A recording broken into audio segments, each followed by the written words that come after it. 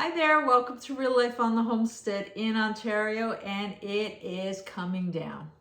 We have got constant snow. It's been like a week and a half, and it's looking a lot like Christmas, so I'm going to be doing some Christmas baking. This won't be my carnivore playlist at all. This is standard North American diet, and I will be doing different things that people have requested, like sweet potato cakes as a dessert. I'll be doing the no corn syrup pecan pie. I'm gonna do some piselli, which are just a very light Italian cookie. So those videos will be coming up. I'll be doing them all today, but they'll be posted separately. But for my carnivore friends, I am not leaving you behind. Today, we're talking collagen. Yeah, don't get it injected, ingest it. And I've got a great old German traditional recipe that is so simple, and it's a great way to snack on some healthy food.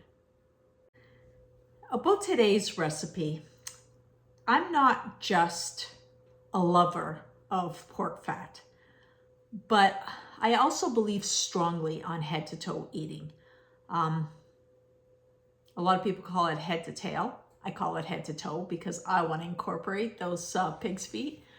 But if you think about it, traditionally, people would eat every single part of the animal.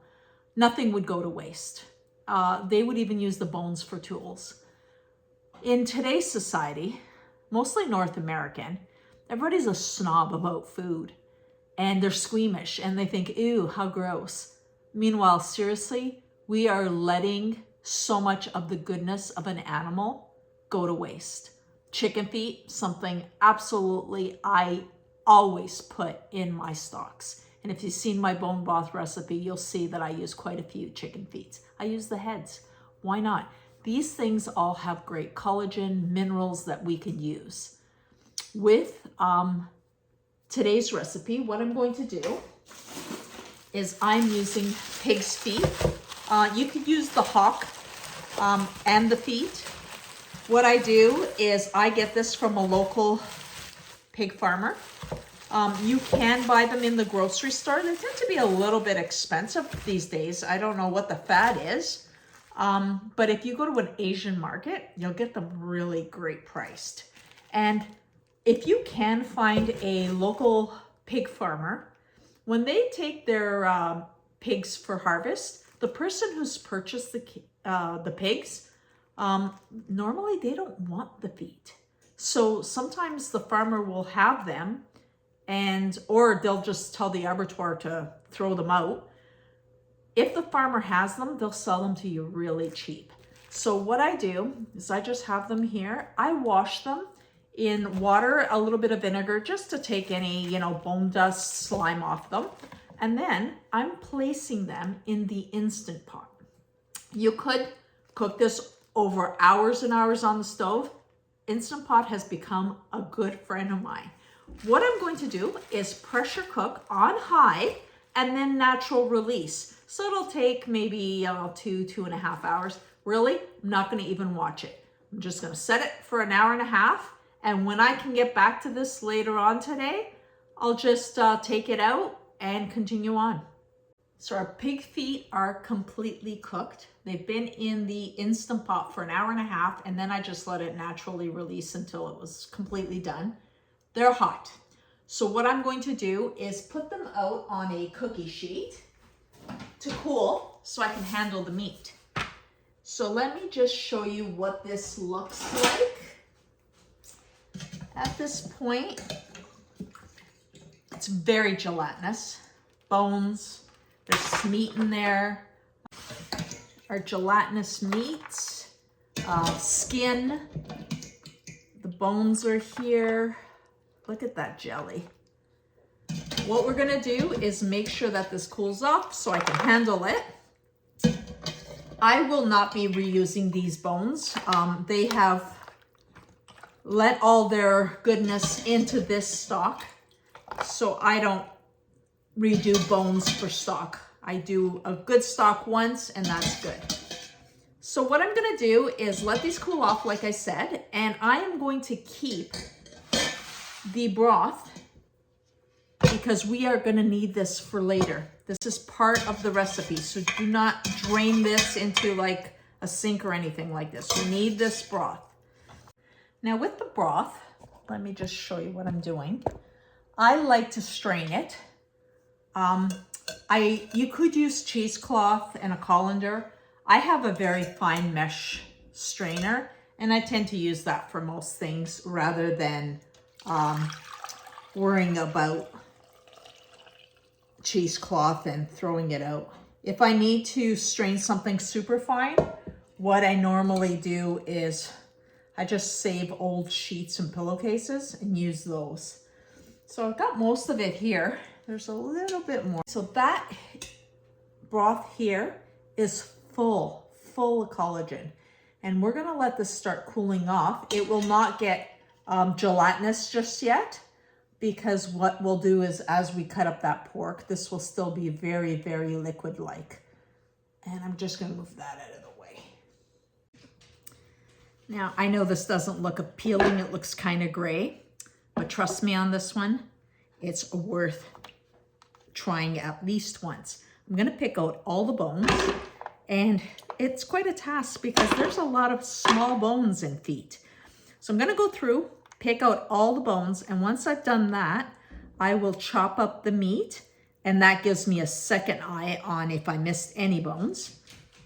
And we're almost there, folks. It's not difficult, but like I said, the bone picking, it's gonna take me a little while.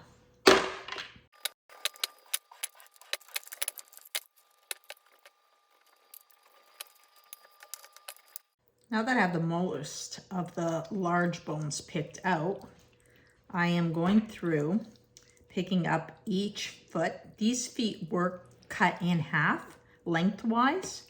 So at this point, it's easy to find if there's any bones in it. I'll move the meat to one side, the fat along with the meat. And of course, I'll come across any extra bones.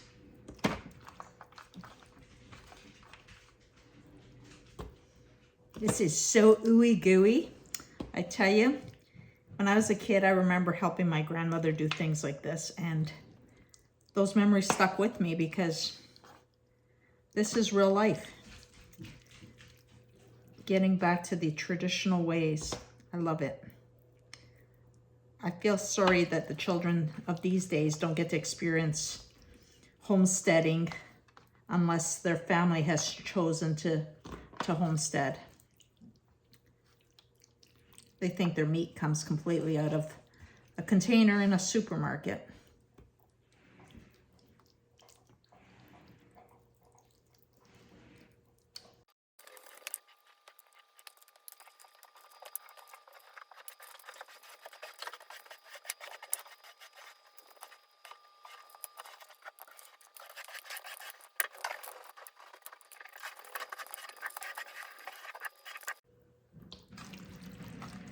I always do a final check over, and literally I'm mushing my hands through it because you sometimes miss a bone, and I don't want anybody to bite down on a bone. Truth is, this is mostly going to be me eating this, and I don't want to bite down on a bone. At this point, I know that all the meat is in a great state. I'm going to chop this up finely. Now, you don't need any fancy equipment, just use a knife. This is my favorite for chopping up things quickly. And this is so tender, it's not a big deal. It's not gonna be difficult to get through this. It's at this time, this is when I salt. You can season it with other things like garlic, chili seeds, herbs. I like it just with salt. I've done 2 large pig feet here, so I am going to do about, I'd say 2 teaspoons. Adjust salt to your liking as always.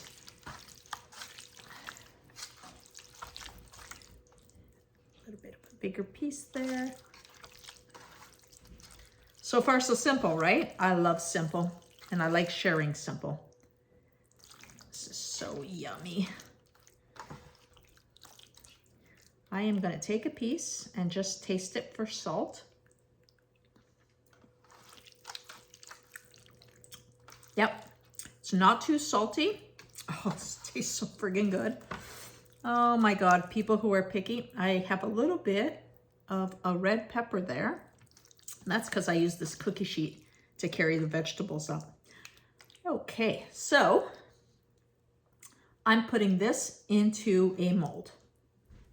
Many people use fancy molds. I like to go simple because I like to cut these up into squares. I don't need is it an aspic mold? It's like a Jello mold. Anyway, I don't need those things. I just stick to simplicity. This is a lasagna pan. Perfect. And now I'm going to get some of that bone broth.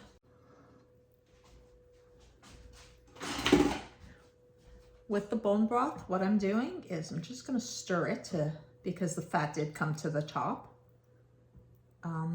And I want that fat in there. A lot of people skim the fat off the top. It will actually create a little layer of fat on top of the mold. So I don't remove it. And I'm just gonna slowly pour it on here because I don't want it to just all go to the bottom.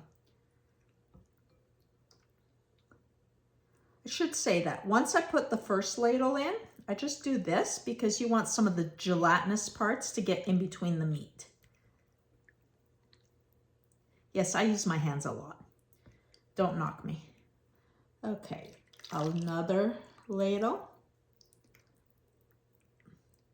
And because there is so much goodness in this, I'm actually just gonna keep going until it's almost full. I just gotta leave a little bit of room so I can carry it to the fridge without it making a mess. The rest of this broth is going into a mason jar and I will be drinking that. So here we have it. I'm just going to move this into the fridge and let it set up. And I will show you what everything looks like and we'll try some. It is the next morning and I am ready to unmold my pig's feet jelly. Now, I had it in the fridge overnight. You needed about, let's say 4 hours or so, but in the fridge overnight is perfect. And you can see on the top, there's a slight bit of lard. If you don't want that, you could just like scrape it off. I don't care, so I'm leaving it. I'm just going around the edge a tiny bit with the flat spatula. See that? Just so that it unmolds. Now, if it doesn't unmold perfect, I don't care much. But if you're using it for a party, you might care that it comes out perfect. So let me just move stuff out of the way. I'm gonna use a cookie sheet, just because it's the same size. And then I'm gonna flip her over and let's see what happens. Try and lift up the corner here. Oh, just slid right off. Look at that.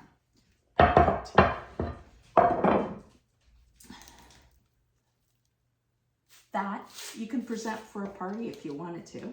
Now what I'm going to do is just cut this up. I think I'll do, who cares how many I'll do. I'm just gonna cut it up because I do want to show you how these turn out. If I do it that way, I want to show you. Look at this. Isn't that cool? Just gorgeous. Let's take a bite.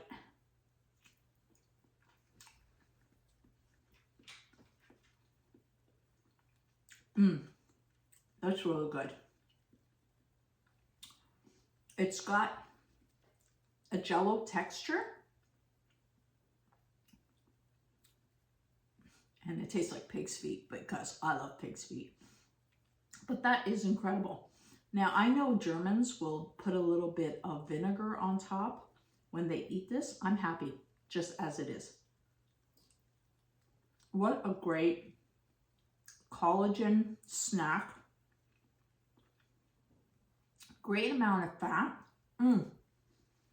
I could eat this no problem. And I am just going to show you how pretty this can be. If you wanted to serve it up as like part of an hors d'oeuvre. Look at this. Puppies, this is not for you. These have turned out just beautiful. Look at that.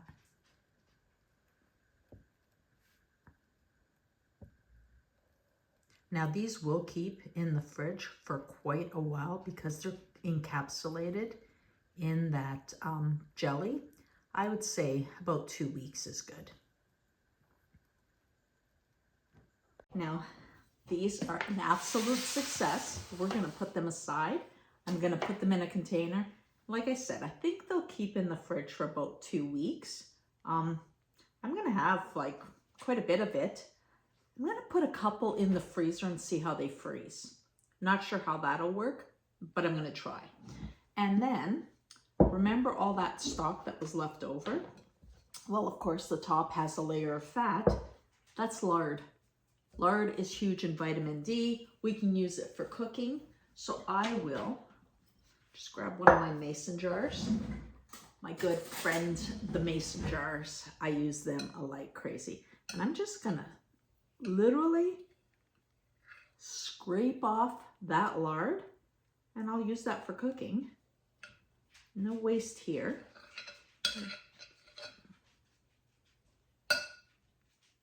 Trying to get down to the stock, which is now the most beautiful, beautiful jello. Okay, here goes.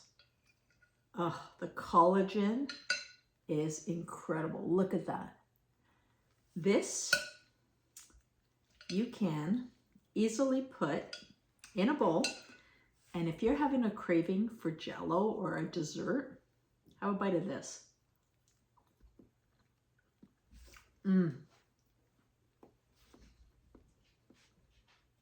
It's such a light porky flavor, like hardly any. So you're not gonna get like turned off by it. One thing I will do next time is before I let it get gelatinous like this, I'm gonna mix in a good amount of salt because there's no salt in this. And you can use some. Let's play with that.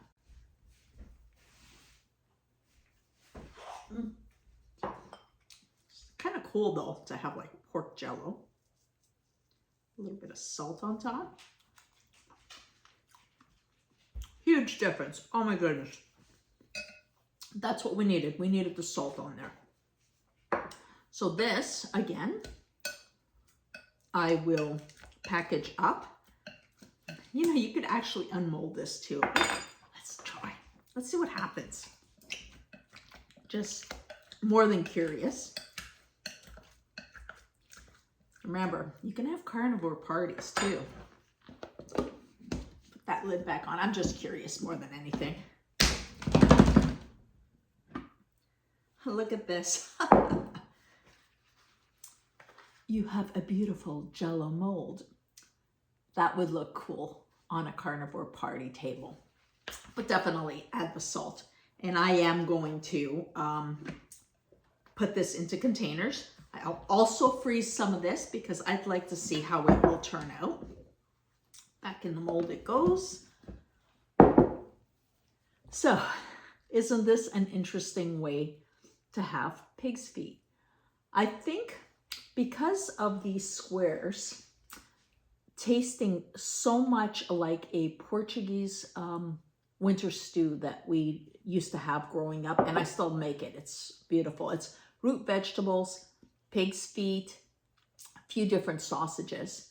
What I think I'll do is do the exact same thing with the pig's feet, but I'll add in a couple of the different flavored sausages and chop those into that totally different take on it, and it will be delicious. Because I make those sausages myself, I know that there is 0 gluten in them, 0 sugars, so they'll work. Of course, there's spices, but I'm good with spices. And like I've always said, you do you, and you do what's best for you.